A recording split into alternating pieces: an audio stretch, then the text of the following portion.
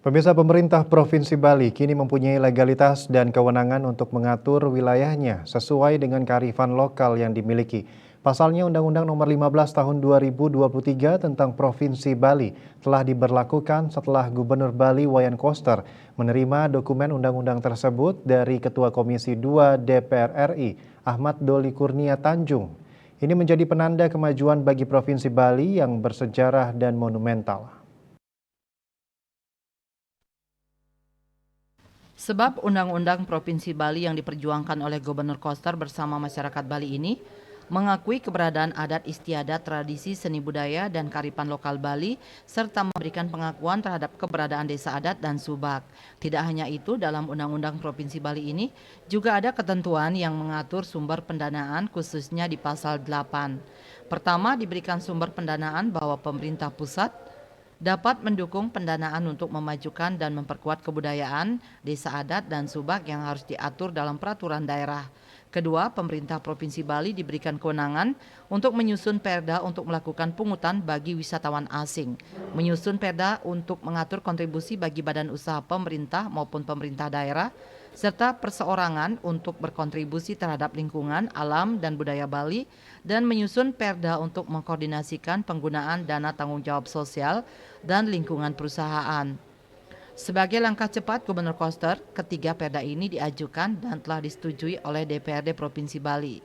Dekan Fakultas Hukum Universitas Warmadewa, Profesor Dr. Inyoman Putu Budiarte, SHMH mengungkapkan bahwa sebelum Undang-Undang Nomor 15 Tahun 2023 tentang Provinsi Bali disahkan, Provinsi Bali masih mengacu pada Undang-Undang Nomor 64 Tahun 1958 tentang pembentukan daerah-daerah tingkat 1 Bali, Nusa Tenggara Barat NTB, dan Nusa Tenggara Timur NTT yang dibentuk berdasarkan Undang-Undang Dasar Sementara tahun 1950 dengan bentuk Negara Republik Indonesia Serikat (RIS).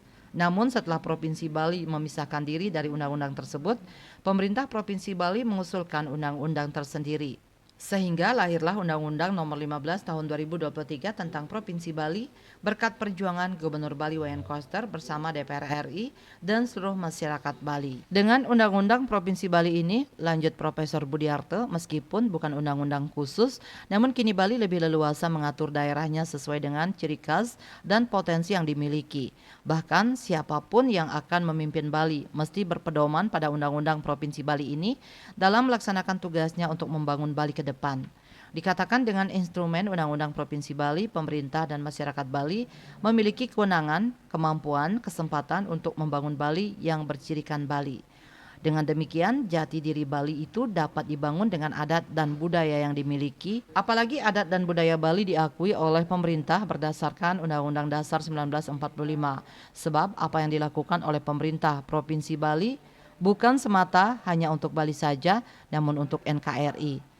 Pengamat kebijakan publik Universitas Ngurah Rai Denpasar, Dr. Ikde Wirata Esos, SHMAP menilai, dengan diberlakukannya Undang-Undang Provinsi Bali ini, maka desa adat akan semakin kuat, baik dari segi hak dan wewenang yang dimiliki, termasuk di dalamnya anggaran keuangan. Selain itu, dengan Undang-Undang Provinsi Bali ini, pemeliharaan kesucian alam beserta isinya dilakukan berdasarkan kebijakan pemerintah Provinsi Bali. Tidak hanya desa adat yang kuat, budaya dan subak juga semakin kuat dengan Undang-Undang Nomor 15 Tahun 2023 ini. Dengan diberlakukannya Undang-Undang Provinsi Bali, warga masyarakat adat Bali diharapkan semakin nyaman, aman, dan sejahtera. Sebab melalui undang-undang ini, Bali mempunyai peluang untuk mengembangkan potensi-potensi yang ada. Apalagi undang-undang ini merupakan perjuangan masyarakat Bali melalui pemerintah Provinsi Bali. KMB Bali Pos melaporkan.